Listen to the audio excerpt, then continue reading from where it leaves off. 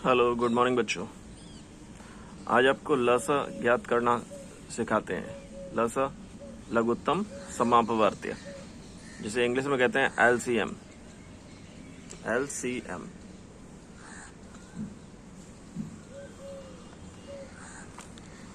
LCM की full form है लेस्ट common multiple.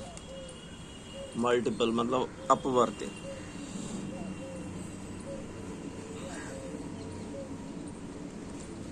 इसे लिखेंगे लघुत्तम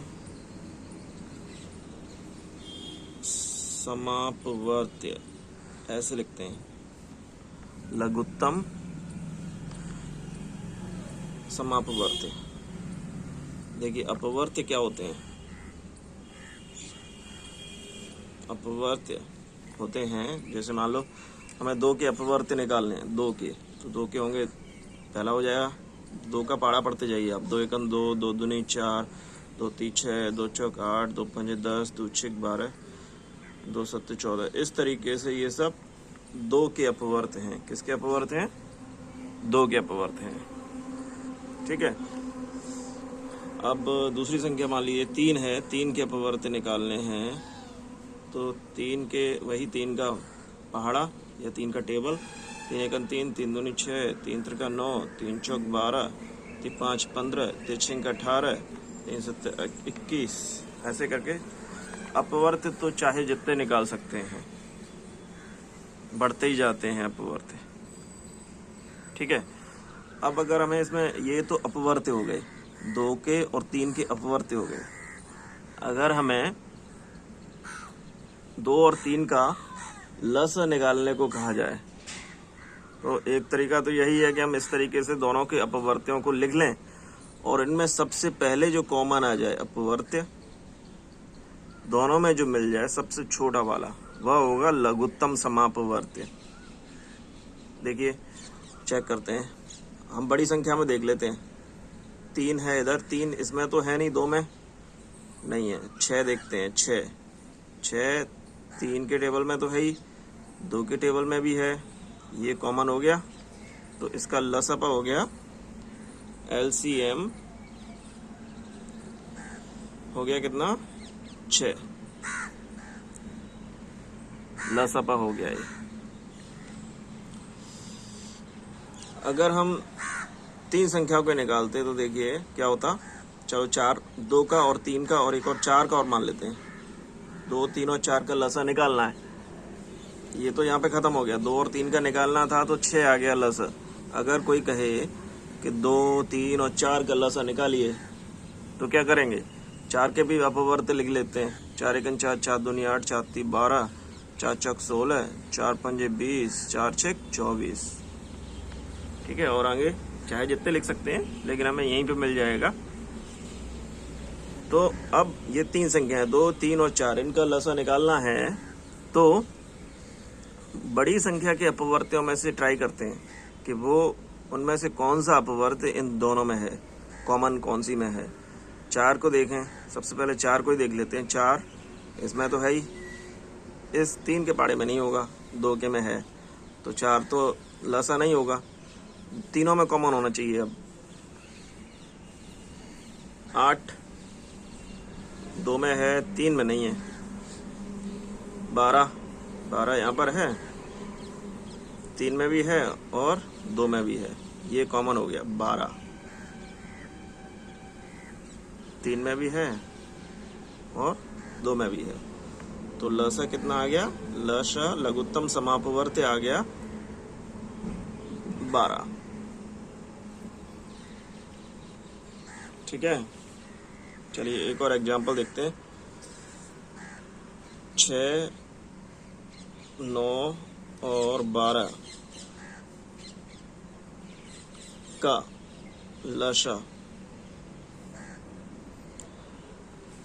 तो 6 के अपवर्त्य, 6 के अपवर्त्य,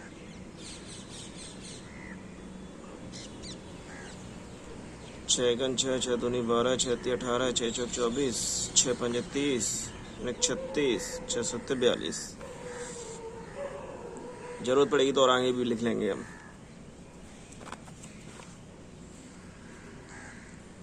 9 के अपवर्त्य, 9 के अपवर्त्य, 9 एक 9, 9 दूनी 18, 9 तीस 27, 9 चौक 36, 9 पन्ना 45, 9 छेक 54। ठीक है, और आगे भी लिखेंगे बाद में अगर जरूरत होगी तो। 12 के अपवर्त्य, ये निशान हम इसलिए लगा देते हैं कि यही चीज यहाँ पर है। 12 के अपवर्त्य, 12 एकन 12, 12 दूनी 24, 12 तीस 36, 12 चौक 48, 12 पंजे 60। अब देखते हैं इन तीनों में सबसे छोटा कॉमन अपवर्त्य कौन सा है। कॉमन अपवर्त्य 12, 12 इसमें नहीं है तो होगा ही नहीं। 24 9 के पहाड़े में नहीं है, ये भी नहीं होगा लसर। 36 9 के पहाड़े में है, अब 6 के पहाड़े में भी हो तो ये लसा हो जाएगा। 6, 12, 18, 24, 30, 36 है, तो तीनों में मिल गया 36। और यही सबसे छोटा अपवर्त्य है जो तीनों में है, तो इसी को बोलेंगे लसा। लसा बराबर 36। एक तो यह तरीका है समापवर्त्य ढूंढने का, लघुत्तम समापवर्त्य। एक होता है प्राइम फैक्टराइजेशन मेथड, अभाज्य गुणनखंड विधि द्वारा। चलिए, उससे क्या है, हम छोटी बड़ी सभी संख्याओं को जल्दी से जल्दी निकाल सकते हैं। इससे पहले हम सिर्फ एक इंस्पेक्शन मेथड के द्वारा कैसे चेक करें कि लसा क्या होगा वो बताते हैं।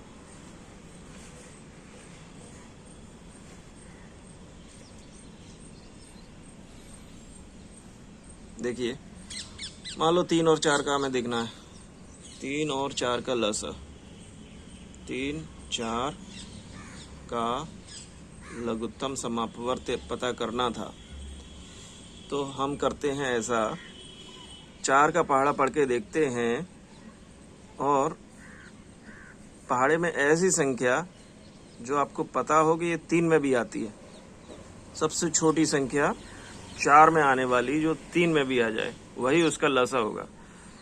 तो चलो मेंटल मैथ यानी मन ही मन में लसा निकालते हैं। 4 का पहाड़ा पढ़ते हैं, 4 एकन 4, 3 के पहाड़े में तो 4 आता नहीं है।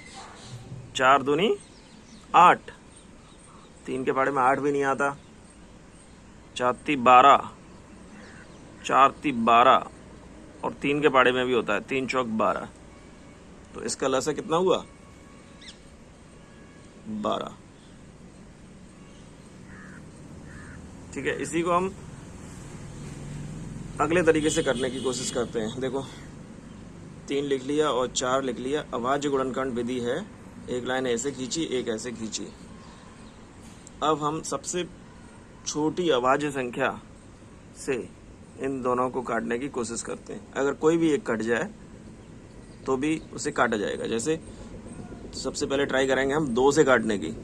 2 से डिवाइड हो रहा है, 3 नहीं हो रहा, 4 हो रहा है, लेकिन फिर भी 2 से ही काटा जाएगा। अगर 3 नहीं हो रहा तो 3 को ऐसे ही लिखेंगे, और 2 दूनी 4, 2 बार कटा, और 2 को यहाँ लिखेंगे, 2 दूनी 4, फिर एक लाइन खींचेंगे। अब फिर से 2 से कट जाएगा तो 3 का 3 ही रहेगा, 2 एकन 2, 1 यहाँ तो 1 आ गया। हमें इस जगह भी ऐसे ही 1 लेके आना है। तो अब किससे कटेगा? ये 3 है, किससे कटेगा? 3 से ही कटेगा। 3 लिख देते हैं, 3 एकन 3। ये अभाज्य गुणनखंड तो हो गए। अब लसा निकालना है, तो लसा निकालने के लिए इन सब का आपस में मल्टीप्लाई, गुणा। 2 गुणा 2 गुणा 3 कितना हुआ? 2 दूनी 4 ती 12। 3 और 4 का लसा। अभी हमने इंस्पेक्शन मेथड से 12 निकाला था, ये रहा, और ये भी 12 ही आ गया अभाज्य गुणनखंड विधि से। चलिए, मतलब ये दोनों तरीके ठीक हैं। अगला देखते हैं, हमने कौन सा निकाला था? 6, 9 और 12 का लसा निकाला, 36 आया था। 6, 9 और 12 का निकाला था, 36 आया था। इसको चेक करते हैं अभाज्य गुणनखंड विधि से। 6, 9 और 12, अभाज्य गुणनखंड विधि द्वारा। सबसे पहले हम 2 से ट्राई करेंगे, कटता है कि नहीं। कोई कट रहा है, 2 से 6 भी कट रहा है, 12 भी कट रहा है।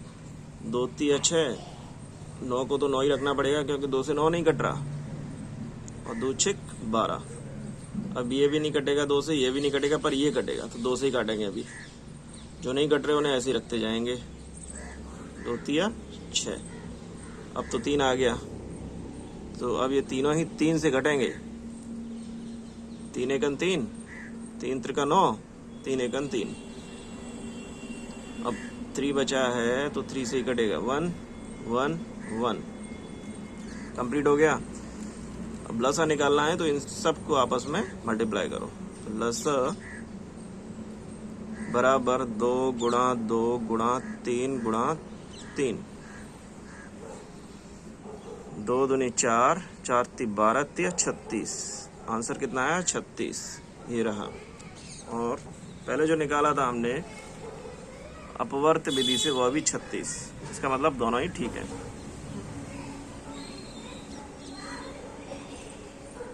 चलिए, आज आपने लसा निकालने का तरीका सीखा। इसकी आप खूब प्रैक्टिस कीजिए, दोनों तरीके सीखिए, और अपनी किताब से, बुक से कर एक्सरसाइज पूरी करके भेजिए।